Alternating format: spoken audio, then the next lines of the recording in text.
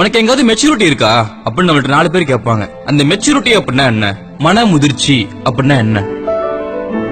மற்றவர்களை திருத்துவதை விட்டுவிட்டு நம்மை நாமே திருத்திக் கொள்வது. குறையுள்ள மனிதர்களாக இருந்தாலும் அனைவரையும் அப்படியே ஏற்றுக்கொள்வது.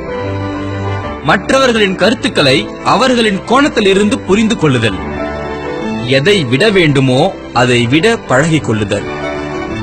மற்றவர்களிடமிருந்து எதிர்பார்ப்பதை விடுதல். செய்வதை மன அமைதியுடன் செய்வது. நம் புத்திசாலித்தனத்தை மற்றவர்களிடம் நிரூபிப்பதை விடுவது.